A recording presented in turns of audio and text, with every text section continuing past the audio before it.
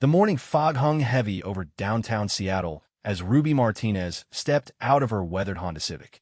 She pulled her second-hand blazer tighter around her shoulders, the fabric worn thin from countless washes but still holding the sharp lines she'd pressed into it the night before. At 28, Ruby carried herself with the quiet determination of someone who had fought for every opportunity that had come her way. The King County Courthouse loomed before her, its concrete facade imposing against the gray October sky. Ruby had walked these steps dozens of times as a public defender, but today felt different. Today, she would face Judge Harold Whitman in the most important case of her career, representing Maria Santos, a single mother accused of embezzling funds from the nonprofit where she worked. Ruby's phone buzzed with a text from her mentor, retired Judge Eleanor Hayes. "Remember what I taught you about presence in the courtroom. You belong there just as much as anyone else. Show them Ruby Blade." Ruby Blade. The nickname had started in law school when Ruby's sharp cross-examinations cut through witness testimonies like a precision instrument. Her classmates at University of Washington Law School had initially used it mockingly, unable to believe that the quiet Latina from Yakima could be so formidable in court. But Ruby had embraced the name, turning into armor against those who underestimated her. She climbed the courthouse steps, her worn heels clicking against the stone. Inside, the familiar sounds of justice echoed through the halls. Lawyers discussing plea bargains in hushed tones, clerks shuffling papers, the distant sound of gavels striking wood. Ruby made her way to the third floor, where Courtroom 3C awaited. Judge Harold Whitman was already at his bench when Ruby entered, reviewing documents with the air of a man who had grown comfortable in his authority over 3 decades on the bench. At 65, Whitman was known throughout the legal community for his sharp wit and sharper tongue. He had a reputation for being particularly hard on younger lawyers, especially those from public defenders' offices.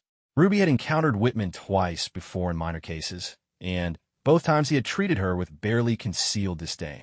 She suspected it wasn't just her youth or her position as a public defender that rankled him, but something deeper.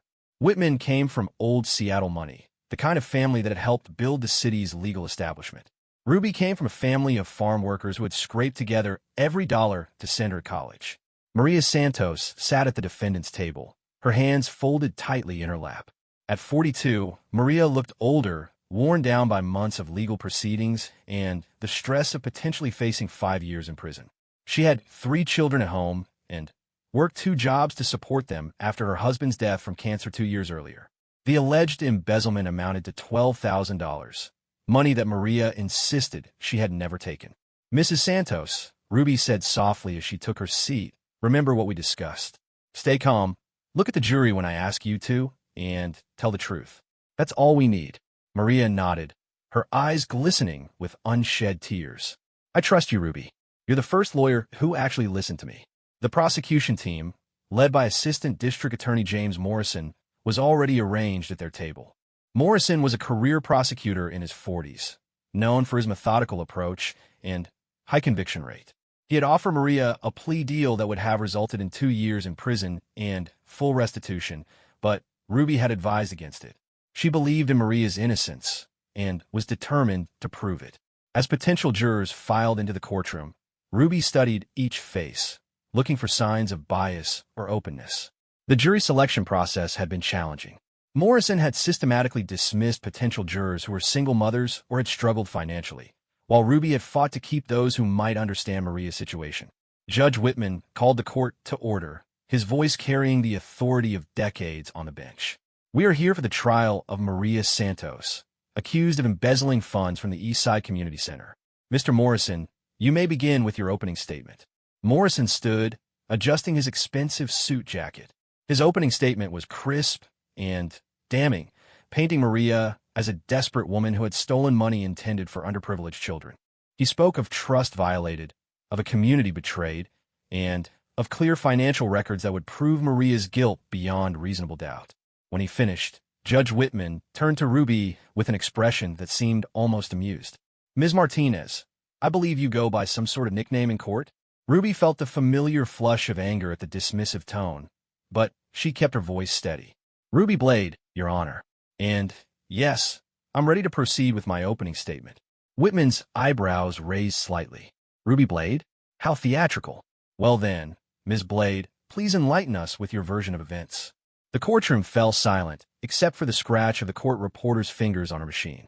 Ruby could feel the weight of every gaze in the room. This was her moment, the chance to set the tone for everything that would follow. She stood slowly, smoothing her blazer, and walked to the center of the courtroom. For a moment, she looked at each juror, making eye contact, letting them see her confidence. "Ladies and gentlemen of the jury," Ruby began, her voice clear and strong, "my client Maria Santos is innocent. Not probably innocent, not innocent on a technicality, but completely and absolutely innocent of the charges against her." She moved closer to the jury box, her presence commanding attention.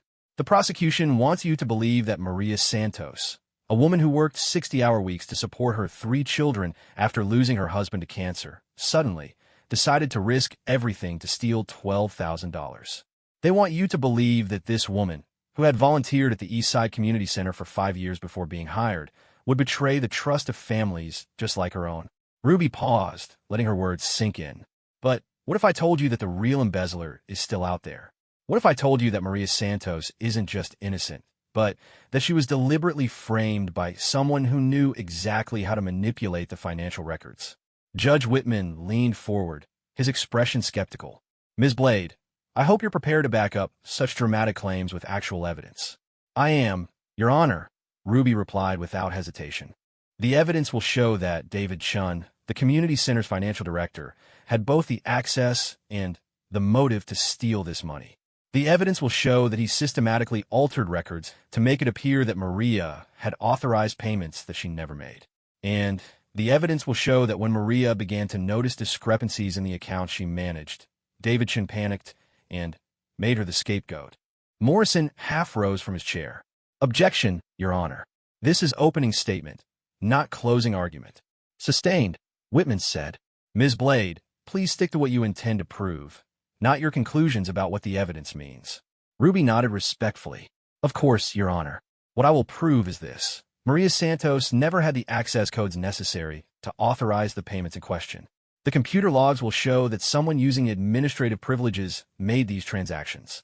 Financial records will reveal a pattern of unusual activity that began months before Maria allegedly stole this money. And witness testimony will establish that David Chun, not Maria Santos, was under financial pressure due to gambling debts." She turned back to the jury, her voice growing more passionate. "Maria Santos worked 2 jobs and still found time to volunteer with children from her neighborhood. She organized food drives and tutoring programs. She was the first person to arrive at work every morning and often the last to leave. Does this sound like someone who would steal from the children and families she had dedicated her life to helping?" Ruby could see several jurors nodding slightly, and she felt a surge of hope. "The prosecution will show you financial records and try to convince you that numbers don't lie. But numbers can be manipulated by people who know how to use them as weapons. Over the next few days, I will show you exactly how David Chun used his position and expertise to steal money and cover his tracks by framing an innocent woman."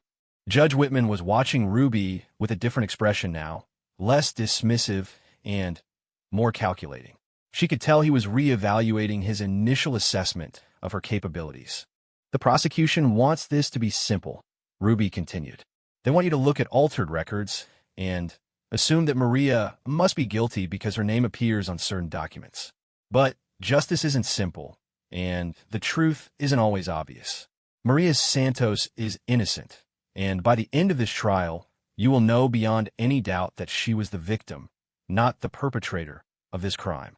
Ruby returned to her seat, feeling the energy in the courtroom shift.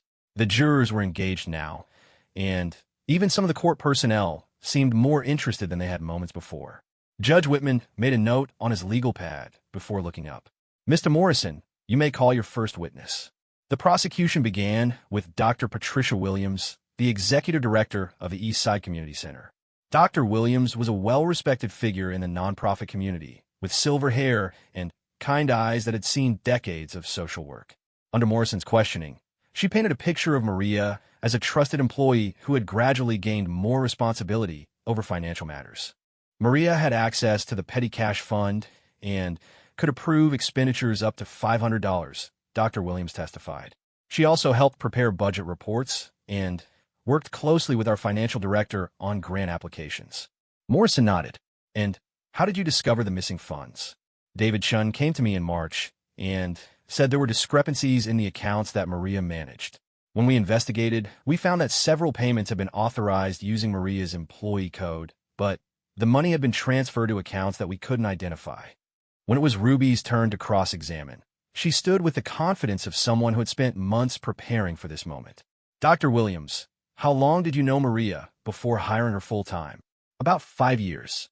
She volunteered with us regularly and was always very reliable. In those 5 years of volunteering, did Maria ever handle money for the organization?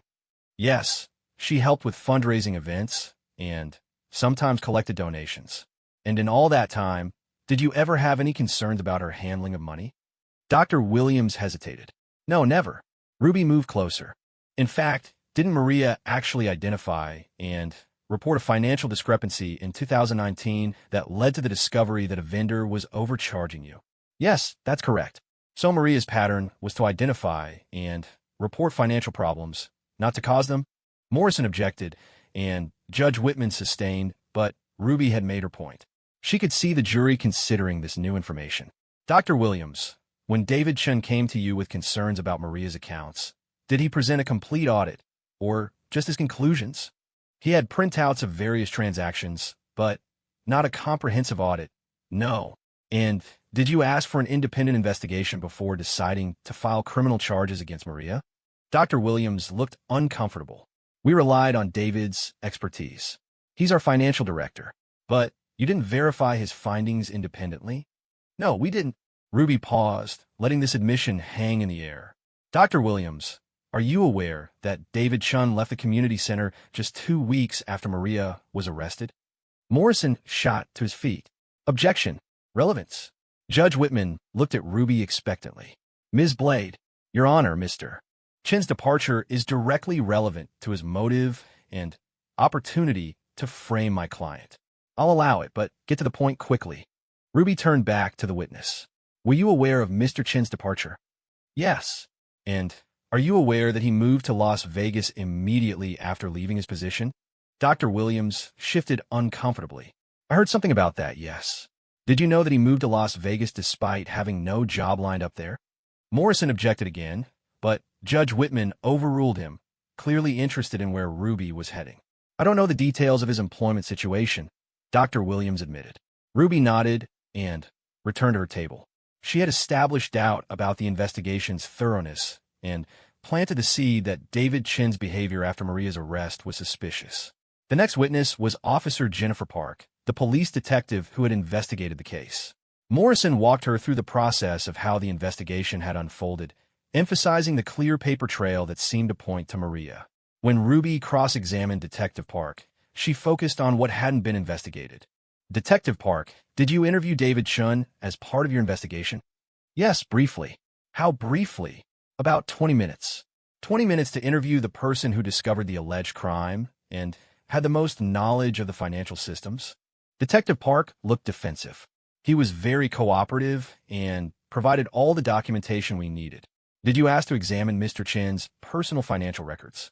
No, that wasn't necessary. He wasn't a suspect.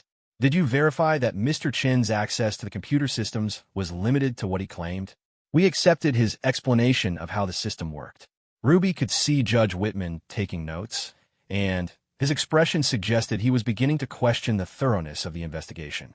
Detective Park, were you aware that the community center's computer system automatically logs every transaction with a timestamp and user identification? Mr. Chun explained that to us. But did you examine those logs yourself, or did you rely on Mr. Chin's interpretation of them? Detective Park hesitated. We relied on his expertise to explain what the logs showed. So you never independently verified that Maria Santos' access code was actually used for the transactions in question? We saw printouts that Mr. Chun provided showing her code was used. Ruby paused for effect. Printouts that Mr. Chun provided. Did you examine the original computer logs? No. Ruby could feel the momentum shifting in the courtroom. Even Judge Whitman seemed more engaged now, leaning forward to hear the testimony. The day ended with Morrison calling the community center's accountant, who testified about the missing money and the apparent trail leading to Maria. But, under Ruby's cross-examination, it became clear that the accountant had also relied primarily on David Chin's analysis and had not conducted an independent investigation. As the court adjourned for the day, Judge Whitman looked at Ruby with what might have been the beginning of respect. Ms. Blade, I trust you're prepared to present evidence to support your theory about Mr. Chun. I am, Your Honor. Very prepared. Outside the courtroom, Maria grabbed Ruby's arm. I could see it in their faces, she said excitedly. The jury is starting to believe me.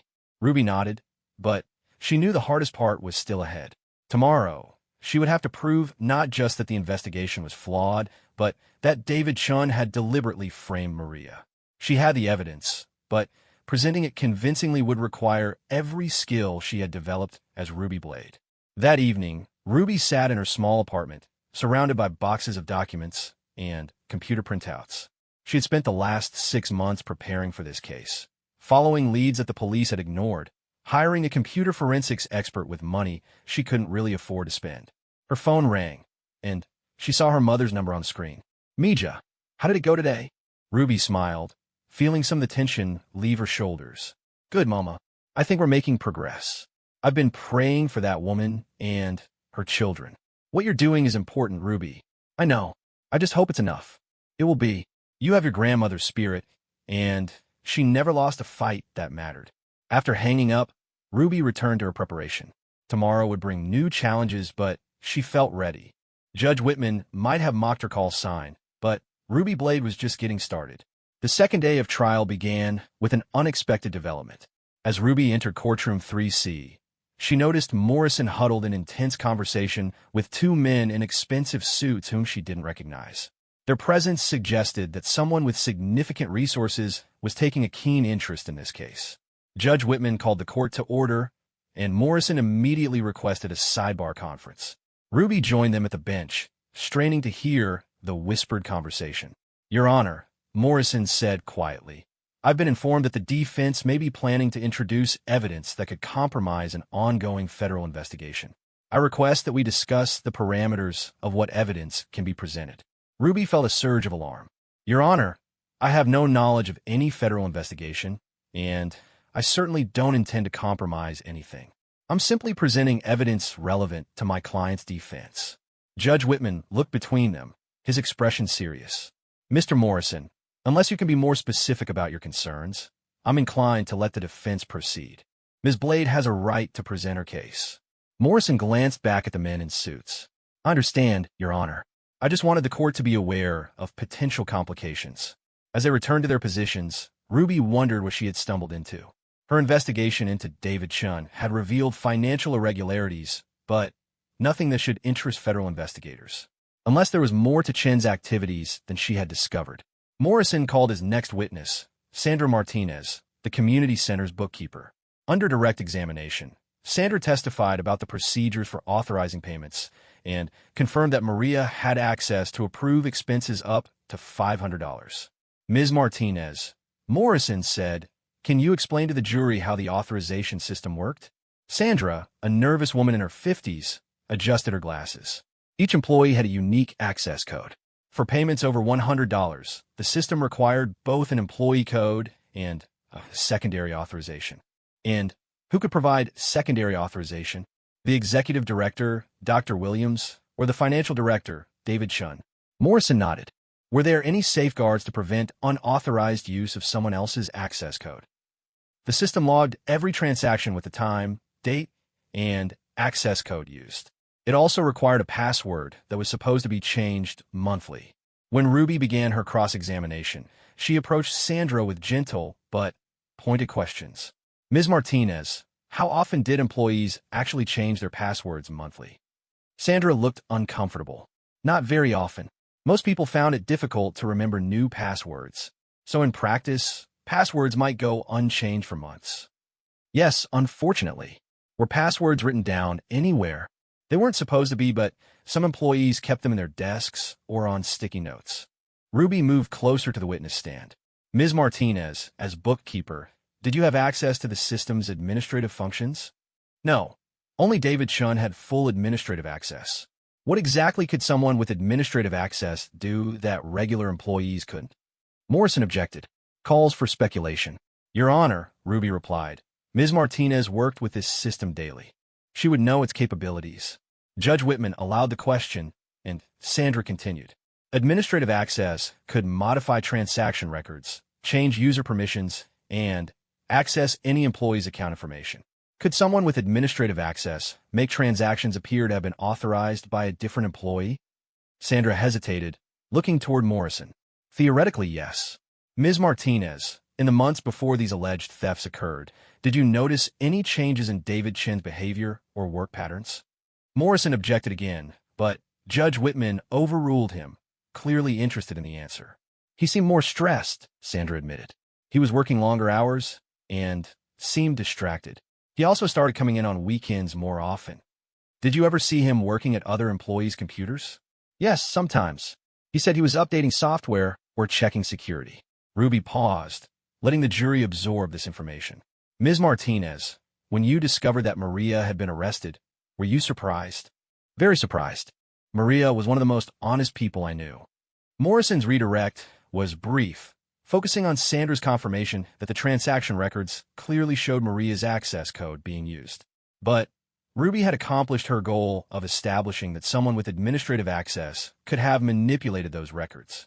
The prosecution's next witness was supposed to be their financial expert, but Morrison announced that the witness was unavailable due to illness. Ruby suspected this was a strategic delay, possibly related to whatever federal investigation Morrison had alluded to earlier. Instead, Morrison called Maria's former supervisor, Janet Rodriguez, who testified about Maria's work performance and access to financial systems.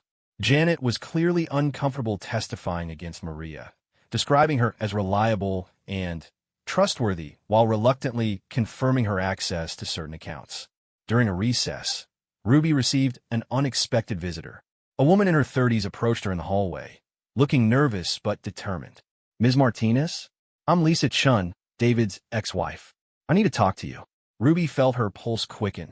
She had tried to contact Lisa Chun during her investigation, but had been unable to locate her. What can you tell me, Mrs. Chun? Lisa glanced around nervously. Not here. Can we meet after court today? I have information about David that you need to know. They arranged to meet at a coffee shop near the courthouse, and Ruby returned to the courtroom with renewed energy. She knew that dramatic revelations rarely came so conveniently, but Lisa Chin's timing suggested that the trial was putting pressure on people connected to the case. That afternoon, Morrison called his final witness of the day, Detective Mike Santos, no relation to Maria, from the Financial Crimes Unit. Detective Santos had been brought in to review the evidence after Detective Park's initial investigation.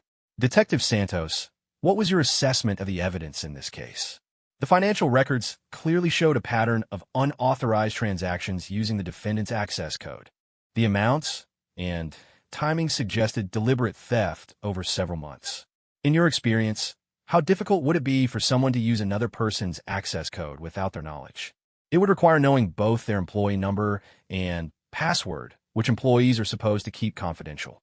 Ruby's cross-examination focused on what Detective Santos hadn't investigated.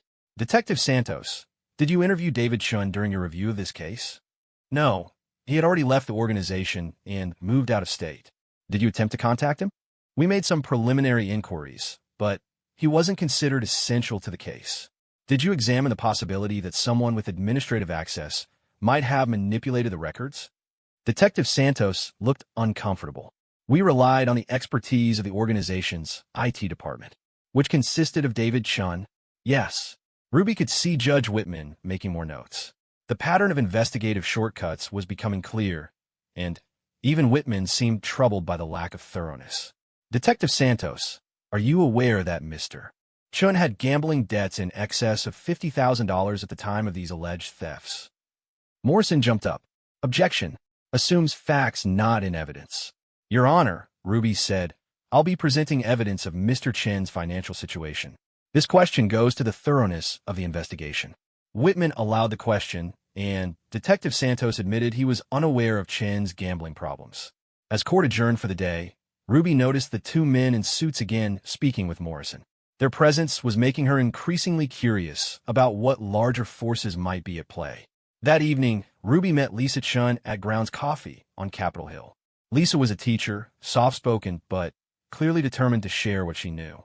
David and I divorced 8 months ago, Lisa began. He had developed a serious gambling problem that destroyed our marriage and our finances. Ruby pulled out a legal pad. Can you be more specific about his gambling? He started with online poker, then moved to sports betting, and eventually casino gambling. By last year, he owed money to multiple creditors and had maxed out all her credit cards. Did he ever mention financial problems at work? Lisa nodded grimly. He talked about finding ways to solve their cash flow problems at the community center. He said the organization had access to funds that weren't being used efficiently. Ruby felt her pulse quicken. Did he say anything specific about taking money? Not directly, but he became very interested in the organization's computer systems. He spent weeks learning about financial software and talked about how easy it would be to move money between accounts without anyone noticing. Mrs. Chun, would you be willing to testify about this? Lisa hesitated. I am scared. David has connections with some dangerous people because of his gambling debts. When I heard about this trial on the news, I felt terrible that an innocent woman might go to prison for what David did. Ruby spent the next hour carefully documenting Lisa's statements and convincing her to testify. Lisa's testimony could be devastating to the prosecution's case, but Ruby needed to be careful about how she presented it. Late that night, Ruby received a phone call from her computer forensics expert, Dr. Michael Park, a former FBI analyst who now worked as a private consultant. Ruby, I've been analyzing those system logs you gave me, and you're not going to believe what I found. What is it? The transaction records were definitely altered. Someone with administrative privileges changed the timestamps and user codes on multiple transactions. But here's the interesting part. They weren't very good at covering their tracks. I can prove when the alterations were made and which computer was used. Ruby felt a surge of excitement. Can you prove that David Chun made the alterations? I can prove they were made from his workstation during hours when he was the only one in the building. But there's something else you need to know. These weren't the only alterations made to the system. There's evidence of much larger financial manipulations going back over 2 years. Now Ruby understood why federal investigators might be interested in the case. David Chun hadn't just framed Maria. He had been systematically stealing from the community center for years, possibly in amounts large enough to attract federal attention. Dr. Park, are you prepared to testify about your findings? Absolutely. This is one of the clearest cases of financial fraud I've ever analyzed. Ruby hung up the phone feeling vindicated, but also concerned. If Chun was involved in a larger federal case, powerful interests might be working to keep certain information from coming to light. She would need to be strategic about how she presented her evidence. The next morning brought another surprise. As Ruby entered the courthouse, she was approached by FBI agent Sarah Williams, who identified herself and requested a brief conversation. Ms. Martinez, we understand you've uncovered information relevant to an ongoing federal investigation. We need to discuss what evidence you're planning to present. Ruby felt her temper rise. Agent Williams, I'm defending an innocent woman who was framed. I'm not interested in protecting a federal investigation that apparently ignored clear evidence of her innocence. We're not asking you to ignore evidence of your client's innocence. We're asking you to be careful about how you present information about Mr. Chen's activities. Are you telling me not to defend my client? Agent Williams held up her hands. Not at all. We're just asking for coordination to avoid compromising an ongoing investigation into Chen's activities. Ruby realized that the federal government had been investigating Chen's embezzlement scheme, but hadn't connected it to Maria's case until her investigation brought it to light. Now, they were trying to manage the fallout. Agent Williams, my only concern is proving my client's innocence. If that helps your case against Chen, great. But I won't limit my defense to protect your investigation. The agent nodded reluctantly. We understand. We just wanted you to be aware of the broader context. As Ruby walked toward the courtroom, she felt the weight of responsibility settling on her shoulders. Maria's freedom depended on her ability to prove Chen's guilt, but now she was also potentially exposing a larger criminal conspiracy. The stakes had suddenly become much higher than a simple embezzlement case. Judge Whitman called the court to order, and Ruby could see that he was watching her with increased interest. Somehow, word of the federal involvement had reached him, and his attitude toward her had shifted noticeably. Where he had initially been dismissive, he now seemed genuinely curious about what she would present. Mr. Morrison, are you ready to proceed with your case? Morrison stood, looking less confident than he had at the beginning of the trial. "Your Honor, the prosecution rests." Ruby felt a moment of surprise. Morrison's case had been weaker than she expected, and his decision to rest early suggested he was concerned about what her defense might reveal. "Ms. Blade, are you ready to present your defense?" Ruby stood, feeling the familiar surge of adrenaline that came with important moments in court. "Yes, Your Honor. The defense is ready." As she prepared to call her first witness, Ruby looked at the jury and saw engaged, attentive faces. They had listened carefully to the prosecution's case and found it wanting. Now it was her turn to prove that Maria Santos was innocent and that the real criminal had escaped justice while an innocent woman faced imprisonment. But first, she had to navigate the complex web of federal investigations, missing witnesses, and powerful interests that had suddenly surrounded this case. Ruby Blade had always thrived on challenges, but this was unlike anything she had faced before. Ruby's first witness was Dr. Michael Park, her computer forensics expert. As he took the stand, Ruby could see Morrison tensing, clearly concerned about what technical evidence might emerge. "Dr. Park, please tell the jury about your background in computer forensics." Dr. Park, a methodical man in his early 50s with graying hair and wire-rimmed glasses, spoke clearly and confidently. "I spent 15 years with the FBI's Computer Crimes Division before starting my own consulting practice. I specialize in analyzing digital evidence in financial fraud cases." Ruby walked him through his credentials, establishing his expertise before moving to his analysis of the community center's computer systems. "Dr. Park, I asked you to examine certain computer records from the East Side Community Center. What did you find?" "I found clear evidence that transaction records had been systematically altered over a period of several months." Morrison objected. "Your Honor, we haven't been provided with adequate notice of this testimony." Judge Whitman looked at Ruby expectantly. "Ms. Blade, Your Honor, I provided notice of Dr. Park's testimony and his general findings. Mr. Morrison has had the same access to these computer records that I have. If the prosecution failed to conduct their own analysis, that's not grounds to exclude relevant evidence." Whitman considered this for a moment. "I'll allow the testimony, but Dr. Park, please limit yourself to what you can demonstrate conclusively." Ruby continued. "Dr. Park, can you explain to the jury how you determined that records had been altered?" "Computer systems create multiple logs of every transaction. The main database shows what appears to be the official record, but there are backup logs, cache files, and system logs that preserve the original information. By comparing these different sources, I can identify when and how changes were made." Ruby had Dr. Park explain his findings using charts and diagrams that made the technical information accessible to the jury. The evidence was damning. Numerous transactions have been altered to show Maria's access code instead of the codes actually used. "Dr. Park, were you able to determine when these alterations were made?" "Yes. The system logs show that most alterations were made during evening hours or weekends when the building was largely empty." "And which computer terminal was used to make these changes?" "The alterations were made from the workstation assigned to David Chun, the financial director." Morrison's cross-examination was aggressive, but ineffective. Dr. Park had documented his findings thoroughly and could demonstrate his conclusions using multiple independent sources of evidence. "Dr. Park, isn't it possible that someone else could have used Mr. Chen's computer to make these changes?" "It's theoretically possible, but the changes required administrative passwords that only Mr. Chen possessed. Additionally, security camera logs show that Mr. Chun was the only person in the building during most of the times when alterations were made." Ruby could see several jurors taking notes, clearly engaged with the technical evidence. Judge Whitman was also paying close attention, occasionally asking Dr. Park to clarify technical terms.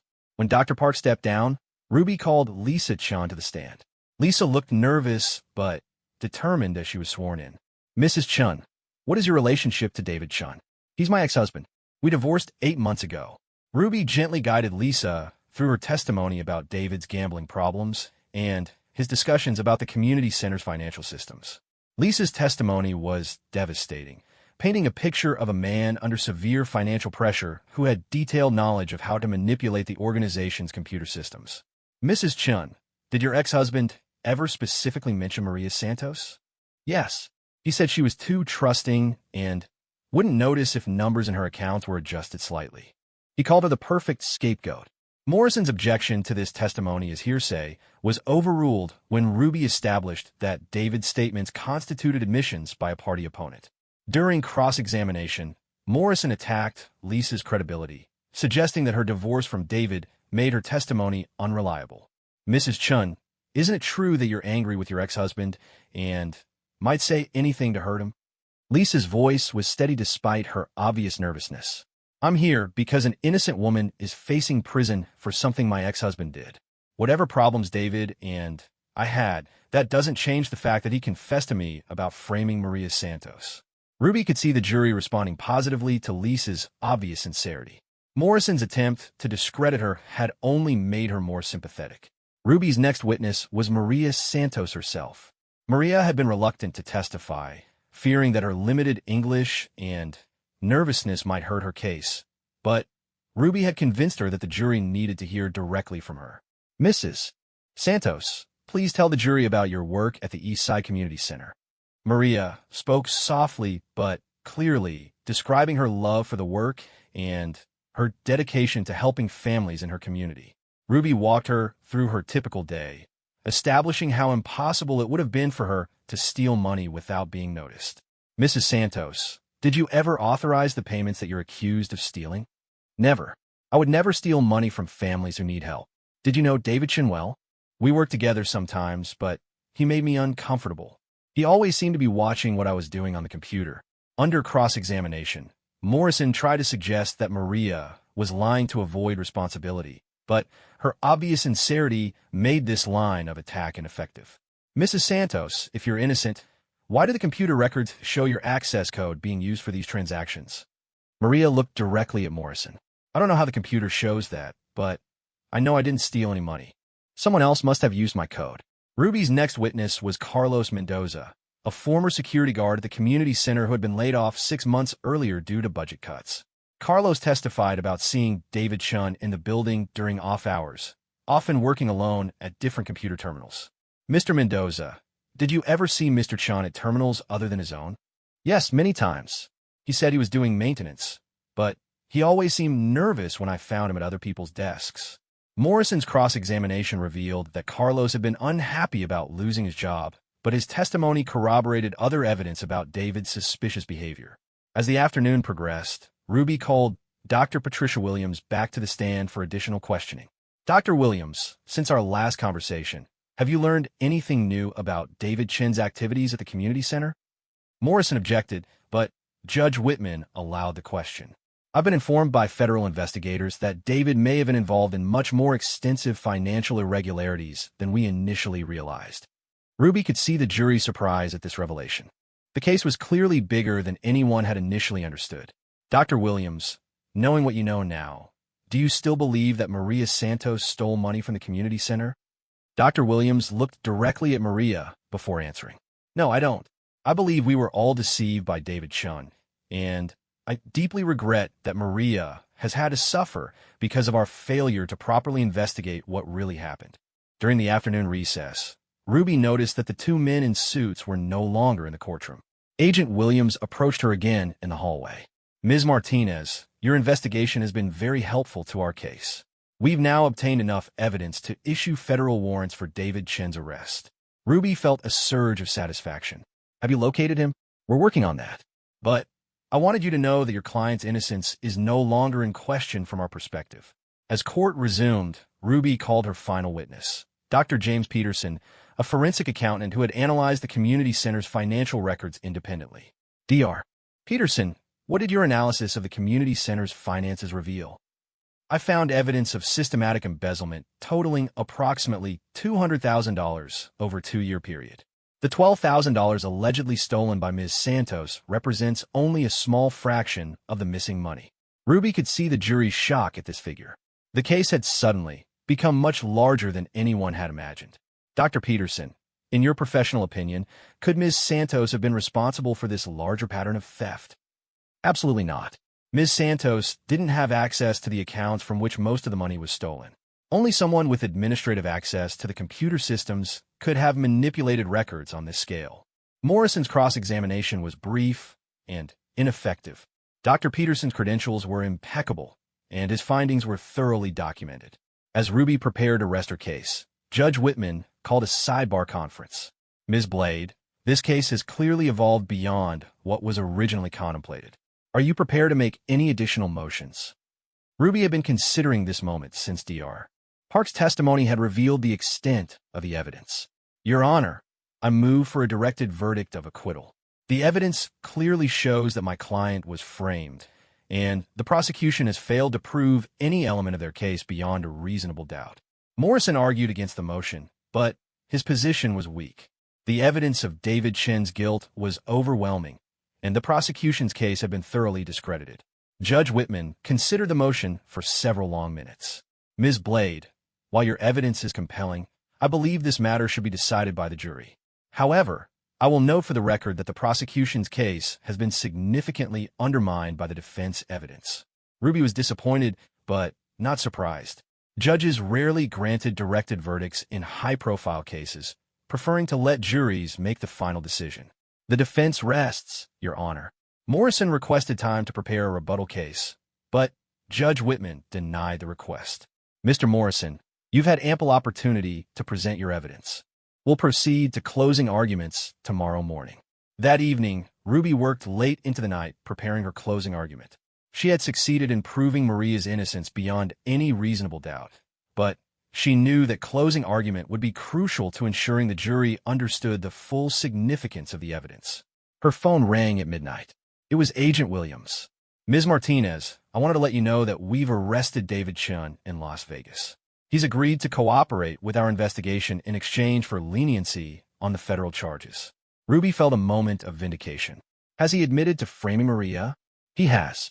He's provided a detailed confession about how he manipulated the computer records to make it appear that Maria was stealing money. He'll be available to testify if needed.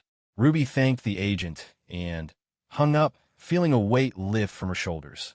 Maria would be vindicated, and the real criminal would face justice. The next morning, Ruby arrived at court to find the courtroom packed with reporters and spectators. Word of the federal investigation and David Chen's arrest had leaked, and the case had become a major news story. Judge Whitman called the court to order and announced Chen's arrest to the jury. Ladies and gentlemen, you should be aware that David Chen, the former financial director of the Eastside Community Center, was arrested last night on federal charges related to the financial irregularities at the organization. This information may be relevant to your deliberations. Morrison's closing argument was half-hearted and unconvincing. He urged the jury to focus on the original evidence against Maria, but his argument had been fatally undermined by the defense evidence and Chen's arrest. Ruby stood to deliver her closing argument, feeling the full weight of the moment. This was her chance to ensure that Maria Santos would go home to her children as a free woman. Ladies and gentlemen of the jury, she began. When this trial started, Judge Whitman mocked my call sign, Ruby Blade. I want you to understand why I've embraced that name. It's because sometimes cutting through lies and deception requires precision and sharpness. Sometimes justice demands that we slice through the comfortable assumptions and force people to confront uncomfortable truths. She moved closer to the jury box, making eye contact with each juror. Maria Santos is innocent. Not probably innocent, not innocent on a technicality, but completely and absolutely innocent of every charge against her. The evidence has shown that she was deliberately and systematically framed by David Chen, a man who had stolen hundreds of thousands of dollars and needed a scapegoat. Ruby's voice grew stronger as she continued. The prosecution wants you to believe that it's just a coincidence that David Chen had gambling debts, administrative access to computer systems, and detailed knowledge of how to alter financial records. They want you to ignore the fact that he fled to Las Vegas immediately after Maria's arrest. They want you to pretend that the FBI's arrest of David Chen last night is irrelevant to this case. She paused, letting her words sink in. But you're too smart for that. You've heard the evidence. You've seen the computer forensics. You've listened to David Chen's ex-wife describe how he planned to frame an innocent woman. You know the truth. Ruby's closing argument continued for another hour, methodically destroying every element of the prosecution's case and building an overwhelming argument for Maria's innocence. Maria Santos didn't just lose her job when she was arrested. She lost her reputation, her sense of security, and months of her life with her children. She lost all of this because David Chun decided that she was expendable, that nobody would care enough about a Latina single mother to investigate thoroughly. Ruby's voice filled with controlled anger. But David Chun was wrong. You care. Justice cares. And today, you have the power to restore Maria Santos' life and send a message that framing innocent people will not be tolerated. As Ruby returned to her seat, she could see tears in several jurors' eyes. Maria was crying softly, and even Judge Whitman seemed moved by the argument. The jury deliberated for only 2 hours before returning with their verdict. Not guilty on all counts. As the verdict was read, Maria collapsed into Ruby's arms, sobbing with relief. The courtroom erupted in applause, and even some court personnel were visibly emotional. Judge Whitman called for order and then did something unprecedented. He addressed Ruby directly from the bench. Ms. Blade, when you first appeared before me in this case, I'll admit that I was skeptical. I thought your nickname was theatrical and unprofessional. I was wrong. You have demonstrated the highest standards of legal advocacy and have ensured that justice was served. This court owes you and your client an apology for the ordeal you've both endured. As Ruby left the courthouse with Maria, they were surrounded by reporters and supporters. Maria's children were waiting outside, and Ruby watched as the family was reunited. Ruby, Maria said through her tears, how can I ever thank you? Ruby smiled, feeling the satisfaction that came with a case well fought and justice served. Just live your life, Maria. Take care of your children. That's thanks enough. But even as Ruby savored the victory, she knew that this case had changed her. She had faced down a federal investigation, exposed massive corruption, and proven that sometimes a single lawyer with the right nickname could indeed shut down a courtroom and force the truth to light. 3 months after Maria Santos walked free from Judge Whitman's courtroom, Ruby Martinez found herself facing an unexpected consequence of her victory. The successful defense had attracted national attention, bringing both opportunities and complications she hadn't anticipated. Ruby sat in her cramped office above a Vietnamese restaurant in the International District, reviewing a stack of case requests that had arrived since the Santos trial.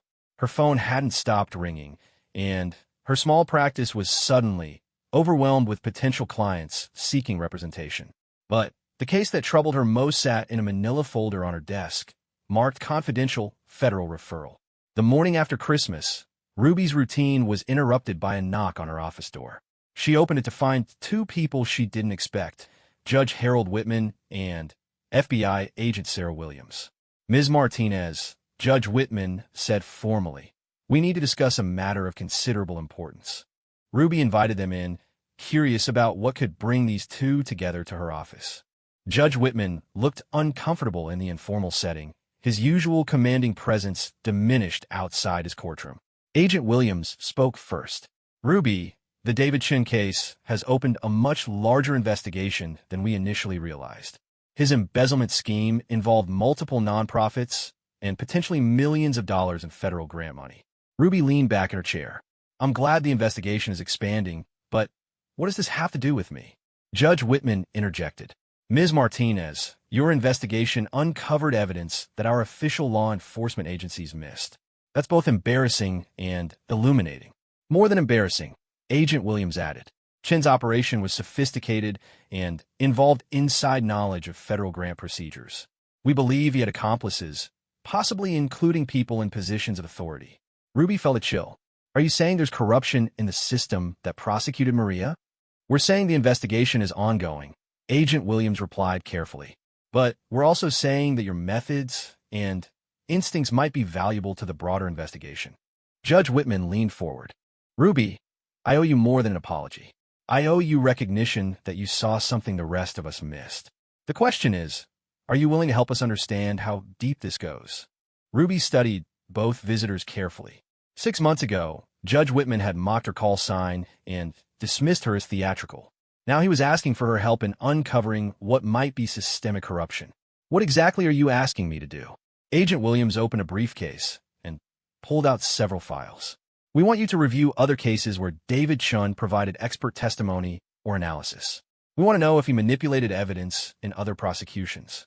The implications were staggering. If Chun had been framing innocent people for years, dozens of convictions might be tainted. How many cases are we talking about?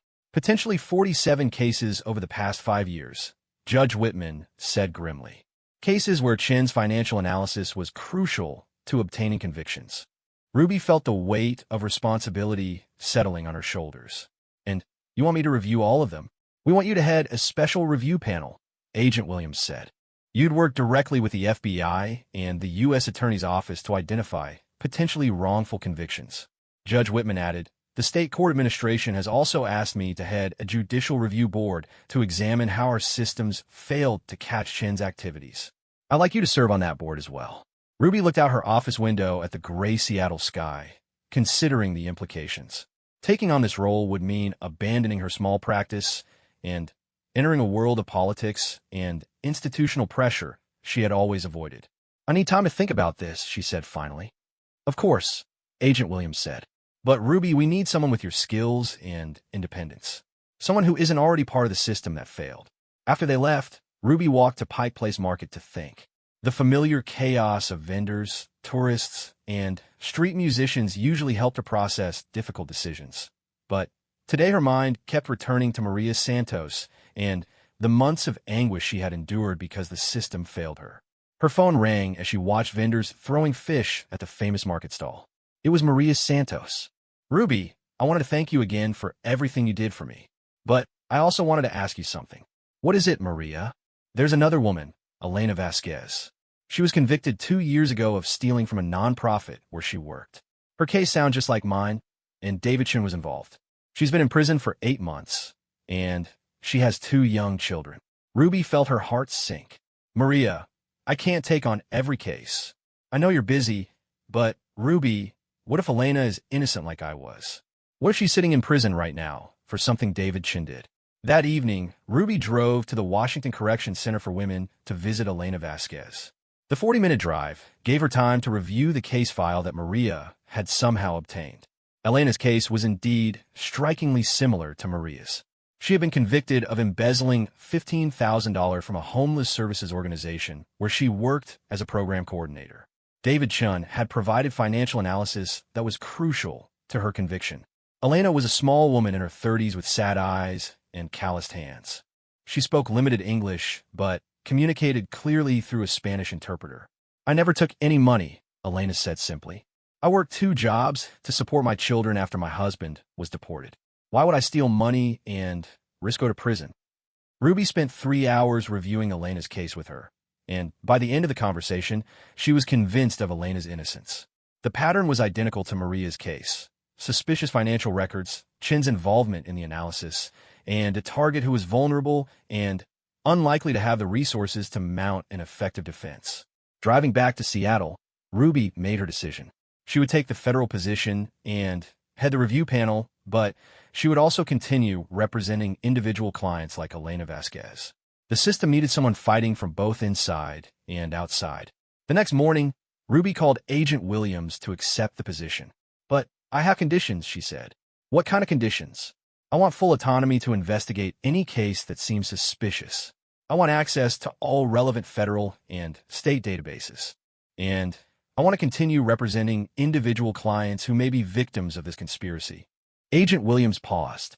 Ruby, representing clients while also serving on the federal review panel, could create conflicts of interest. Then, we'll manage those conflicts. I'm not abandoning people like Elena Vasquez to sit in an office reviewing files all day. After some negotiation, they reached an agreement. Ruby would head the review panel 3 days a week while maintaining her private practice the other 2 days. Ruby's first day at the federal building was overwhelming. She was assigned an office with 2 junior attorneys and given access to case files that filled an entire conference room. The scope of Chen's potential impact on the justice system was staggering. Her first review was a case from 18 months earlier. Roberto Martinez, a janitor at a community college who had been convicted of stealing electronics equipment. Chen's financial analysis had been crucial in establishing the value of the stolen items and connecting them to Martinez. Within 2 hours of reviewing the file, Ruby found discrepancies identical to those in Maria's case. Computer records had been altered, and the chain of custody for evidence was suspiciously loose. Roberto Martinez was serving a 2-year sentence for a crime he almost certainly didn't commit. By the end of her first week, Ruby had identified 12 cases with clear signs of Chen's manipulation. Each case involved defendants who were poor, minority, or otherwise vulnerable to prosecution.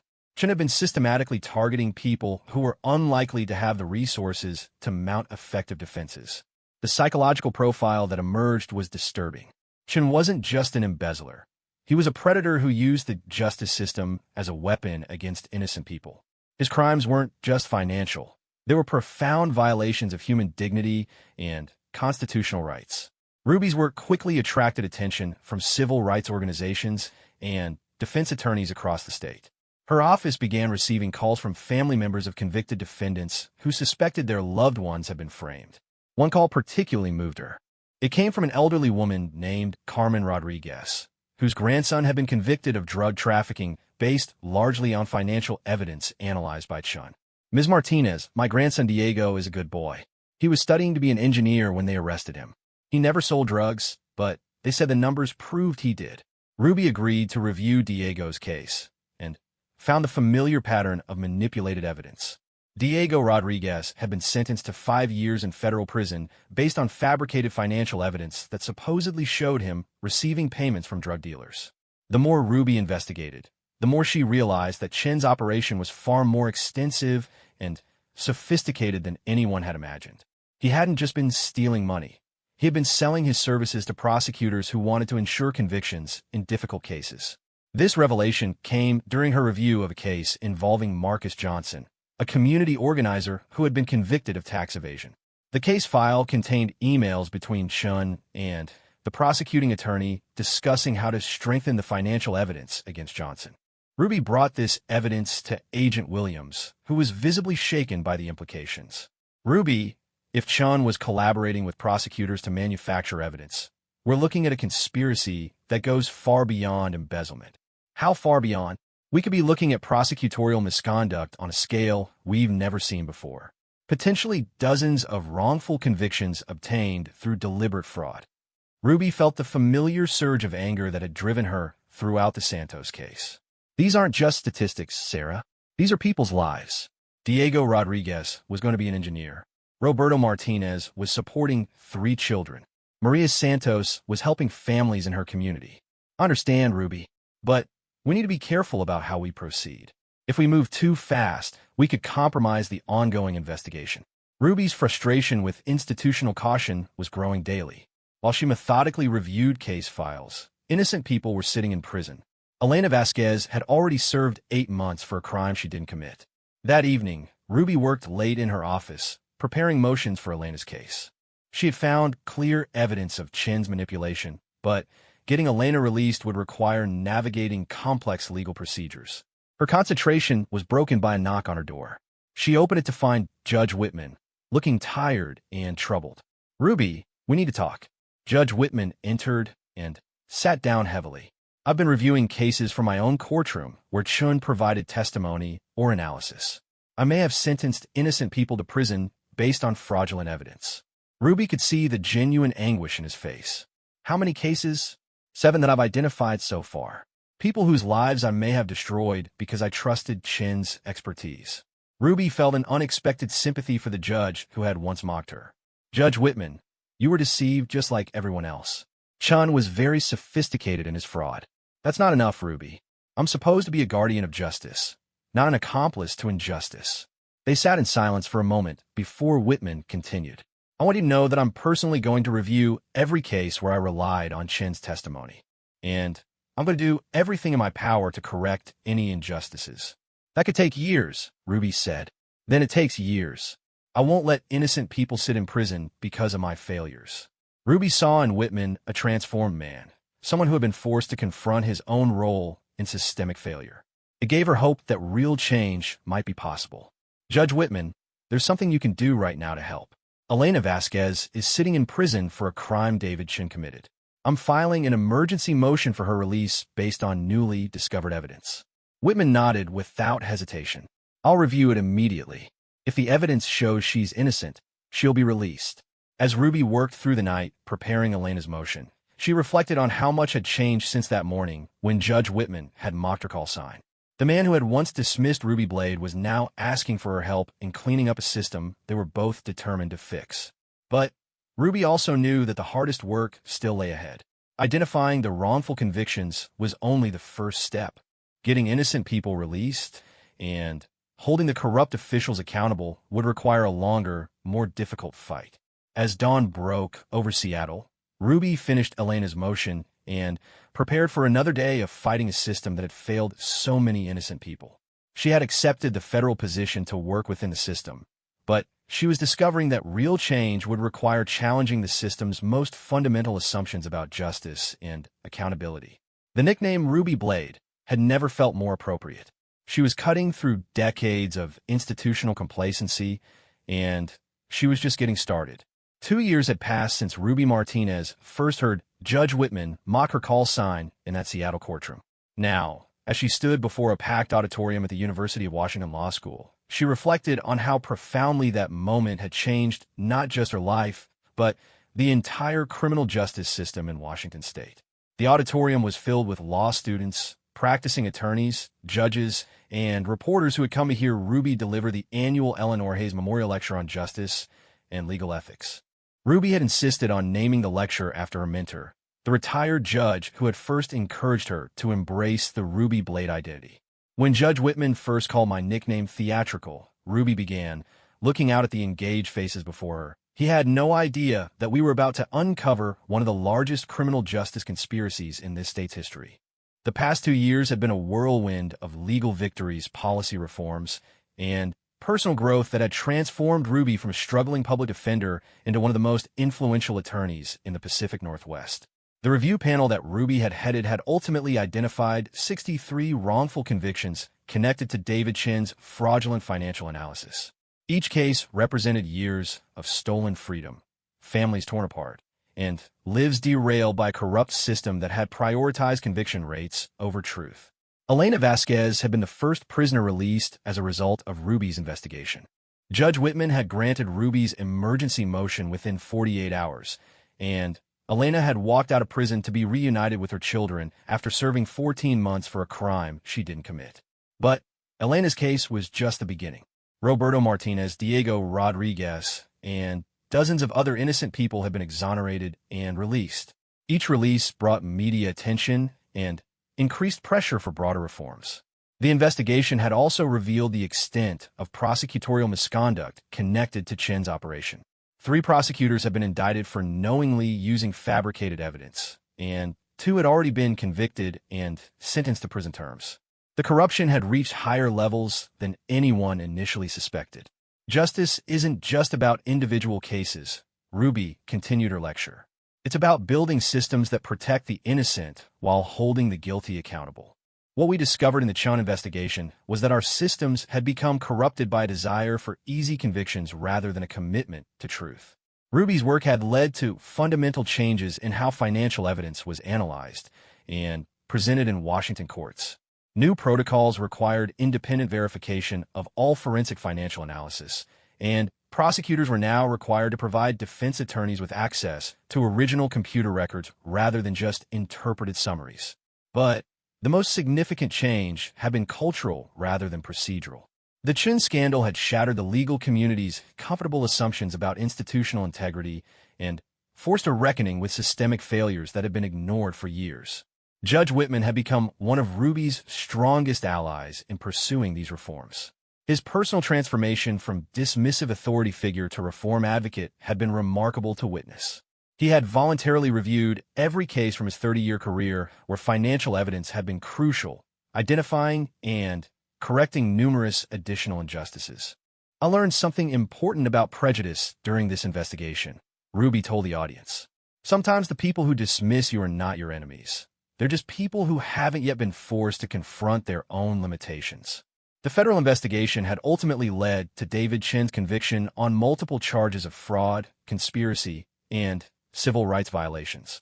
He had been sentenced to 15 years in federal prison and ordered to pay millions of dollars in restitution to his victims. But Chin's conviction was only one part of a broader effort to address the damage he had caused.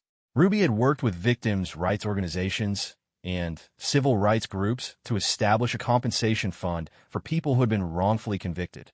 The fund, supported by federal grants and private donations, provided financial assistance, counseling services, and job placement help for exonerees. Ruby's private practice had also evolved dramatically.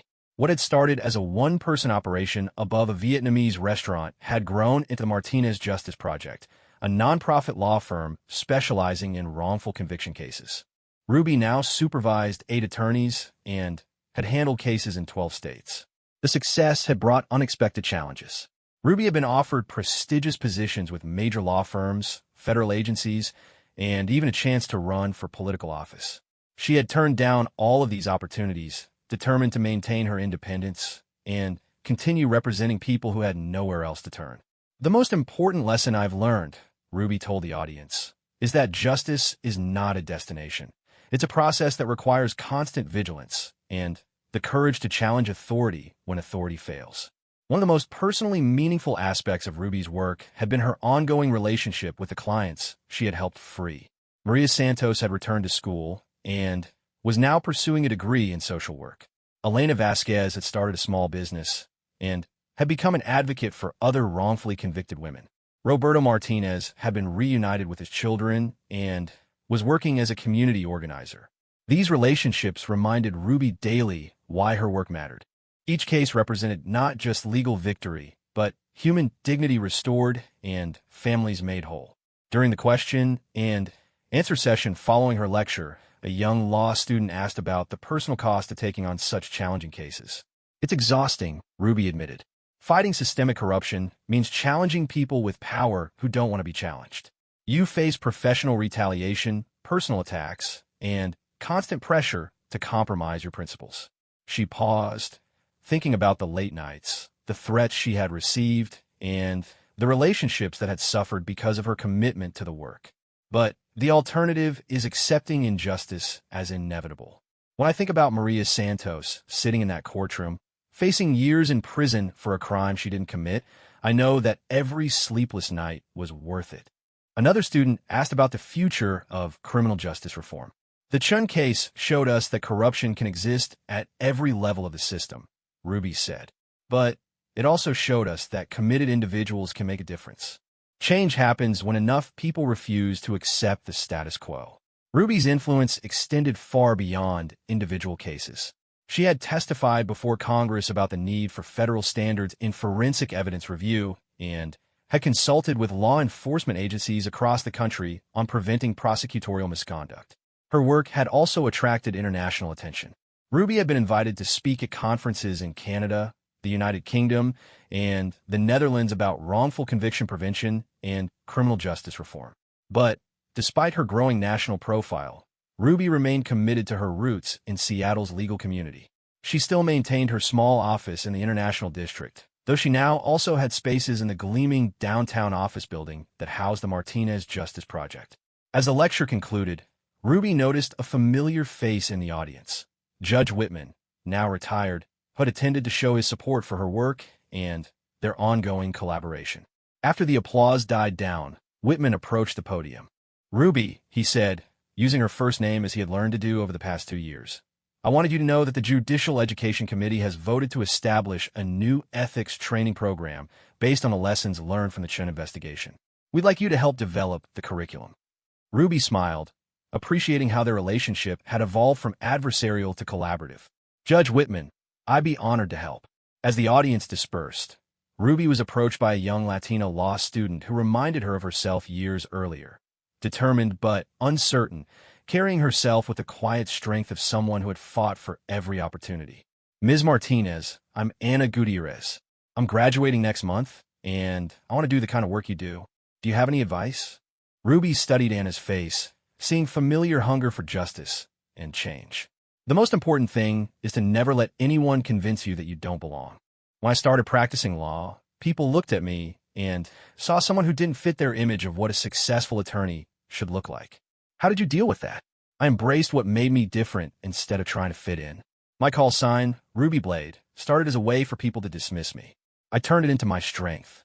Ruby handed Anna her business card. "If you're serious about this work, call me next week. We're always looking for attorneys who understand that justice is about more than winning cases. It's about fighting for people who have no other advocate. That evening, Ruby returned to her apartment in Capitol Hill, the same small space she had lived in since law school. Despite her success, she had resisted the urge to move to a larger place, finding comfort in the familiar surroundings where she had prepared for the Santos case. She poured a glass of wine and settled onto her couch with a stack of case files. Even after all her successes, there were still innocent people in prison, still families torn apart by wrongful convictions, still work to be done. Her phone rang, and she saw Maria's Santos number on the screen. "Ruby, I just watched your lecture online. I'm so proud of everything you've accomplished. Maria, none of this would have happened without your case. You were the first person who trusted me to fight the system." "Ruby, I called because I wanted you to know that my daughter Carmen has decided to become a lawyer. She says she wants to be like Ruby Blade when she grows up." Ruby felt tears forming in her eyes. Carmen Santos had been 8 years old when her mother was arrested, and she had spent months believing that her mama was a criminal. Now she was 15 and wanted to become an advocate for justice. "That's wonderful, Maria. Tell Carmen that I'll be happy to talk to her about law school when she's ready." After hanging up, Ruby reflected on the strange trajectory that had brought her to this point. A judge's mockery had sparked a fire that had ultimately led to the exposure of massive corruption and the freedom of dozens of innocent people. She thought about Eleanor Hayes, her mentor who had died the previous year, but had lived to see Ruby's transformation from struggling public defender to national advocate for justice. Eleanor had always believed that individual lawyers could make a difference in the world, and Ruby had proven her right. Ruby picked up the next case file from her stack. Marcus Williams, a man serving 8 years for armed robbery based on evidence that didn't quite add up. The case wasn't connected to David Chun, but it had the familiar patterns that Ruby had learned to recognize. As she began reading through police reports and witness statements, Ruby felt a familiar surge of determination that had driven her throughout the Santos case and beyond. Tomorrow, she would start the process of fighting for Marcus Williams' freedom. She would challenge evidence, question assumptions, and refuse to accept that an innocent person should remain in prison simply because the system was too comfortable to admit its mistakes. The nickname Ruby Blade had once been intended to diminish her, but it had become something far more powerful, a symbol of precision, determination, and the refusal to be intimidated by authority that failed in its responsibilities. As Ruby worked late into the night, she thought about Ana Gutierrez and the other young lawyers who would carry on this work in the future. The fight for justice would continue long after Ruby's career ended, but she had helped ensure that future advocates would have better tools and stronger support systems. Judge Whitman had mocked her call sign in that courtroom 2 years ago, never imagining that he was catalyzing a movement that would transform the criminal justice system. Ruby had indeed shut the courtroom down, but more importantly, she had opened up new possibilities for justice that would echo for generations to come. The work was far from finished, but Ruby Blade had proven that one determined lawyer, armed with the truth and the courage to challenge power, could change the world for the better. And tomorrow, she would do it again.